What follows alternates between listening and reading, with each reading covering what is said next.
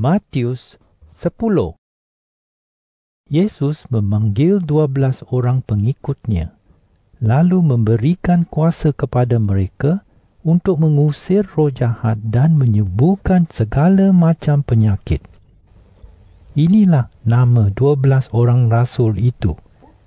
Simon yang disebut Petrus dan saudaranya Andreas, Yakobus dan saudaranya Yohanes, iaitu anak-anak Zebedeus, Filipus dan Bartolomeus, Thomas dan Matius yang dahulunya pemungut cukai, Yakobus anak Alfius dan Tadius, Simon si Patriot, dan Yudas Iskariot yang mengkhianati Yesus.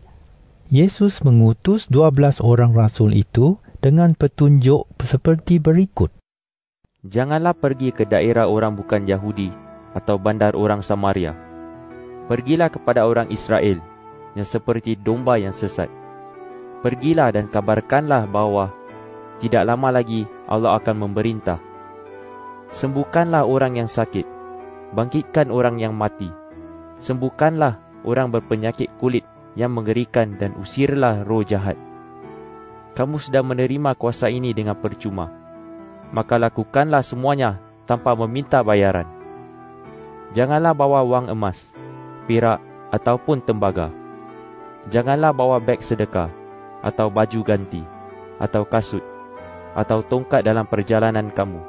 Seorang pekerja layak menerima apa yang diperlukannya. Apabila kamu tiba di suatu bandar atau pekan, carilah seorang yang rela menyambut kamu.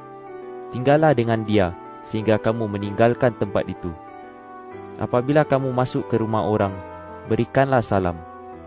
Jika orang di rumah itu menyambut kamu, biarlah salam sejahtera kamu itu tinggal dengan mereka. Tetapi jika tidak, tariklah balik salam kamu itu. Jika ada rumah atau bandar yang tidak mahu menyambut atau mendengarkan kata-kata kamu, tinggalkanlah tempat itu dan kebaskanlah debu daripada telapak kaki kamu. Ingatlah, pada hari kiamat, Allah akan lebih mengasihani penduduk Sodom dan Gomora daripada penduduk bandar itu. Dengarlah, aku mengutus kamu seperti domba ke tengah-tengah serigala. Kamu harus waspada seperti ular dan tulus hati seperti burung merpati. Berjaga-jagalah, kerana ada orang yang akan menangkap kamu dan membawa kamu ke mahkamah. Dan kamu akan disesah di rumah ibadat mereka. Kamu akan diadili di hadapan penguasa dan raja kerana kamu pengikutku. Dan kamu akan mengkabarkan berita baik daripada Allah kepada mereka dan kepada bangsa yang tidak mengenal Allah. Apabila kamu diadili, janganlah khawatir tentang apa yang hendak kamu katakan atau bagaimana kamu harus mengatakannya. Apabila tiba masanya, kamu akan diberitahu apa yang harus kamu katakan. Kata-kata yang akan kamu ucapkan itu bukan kata-kata kamu sendiri, tetapi kata-kata itu daripada roh Bapa kamu yang berkata-kata melalui kamu. Orang akan mengkhianati saudara sendiri supaya dibunuh. Bapa pun akan berbuat demikian terhadap anak-anak. Anak-anak akan melawan ibu bapa, lalu menyerahkan mereka supaya dibunuh. Tiap-tiap orang akan membenci kamu kerana kamu pengikutku. Tetapi sesiapa bertahan sehingga akhir akan diselamatkan. Apabila kamu dianiaya di suatu bandar, larilah ke bandar lain. Ketahuilah bahawa Anak Manusia akan datang sebelum kamu dapat menyampaikan ajaranku di semua bandar di Israel. Tidak ada murid yang lebih besar daripada gurunya, dan tidak ada hamba yang lebih besar daripada tuannya. Seorang murid haruslah puas hati menjadi seperti gurunya, dan seorang hamba haruslah puas hati menjadi seperti tuannya. Jika ketua keluarga diberikan nama Beelzebul, tentu anggota keluarganya akan diberikan nama yang lebih buruk lagi. Janganlah takut akan manusia. Apa yang tersembunyi akan dinyatakan, dan tiap-tiap rahsia akan didedahkan.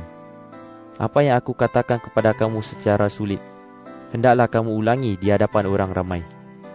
Apa yang dibisikkan di telinga kamu, umumkanlah seluas-luasnya. Janganlah takut akan mereka yang membunuh badan, tetapi tidak berkuasa membinasakan roh. tetapi takutlah akan Allah yang berkuasa membinasakan baik badan maupun roh di dalam neraka. Kamu dapat membeli 2 ekor burung pipit dengan mata wang yang paling kecil. Meskipun demikian, tidak seekor pun jatuh ke tanah tanpa persetujuan bapa kamu. Rambut di kepala kamu pun sudah dihitung semuanya. Oleh itu, janganlah takut. Di sisi Allah, kamu lebih berharga daripada banyak burung pipit. Sesiapa mengaku dirinya pengikutku di hadapan umum, aku pun akan mengakui dia di hadirat Bapa-Ku di surga. Tetapi sesiapa menyangkal aku di hadapan umum, aku pun akan menyangkal dia di hadirat Bapa-Ku di surga. Jangan menyangka bahawa aku membawa kedamaian ke dunia ini. Aku tidak membawa kedamaian, tetapi pertentangan. Aku datang untuk menyebabkan anak lelaki melawan bapa mereka, anak perempuan melawan ibu mereka, dan menantu perempuan melawan ibu mentua mereka. Demikianlah, musuh terbesar seseorang ialah anggota keluarganya sendiri. Sesiapa yang lebih mengasihi bapa atau ibunya daripada aku, tidak layak menjadi pengikutku. Demikian juga sesiapa yang lebih mengasihi anak lelaki atau anak perempuannya daripada aku, tidak layak menjadi pengikutku. Sesiapa yang tidak mahu memikul salibnya dan mengikut aku, tidak layak menjadi pengikutku. Sesiapa yang mempertahankan hidupnya akan kehilangan hidup sejati, tetapi sesiapa kehilangan hidupnya kerana dia pengikutku, akan memperoleh hidup sejati.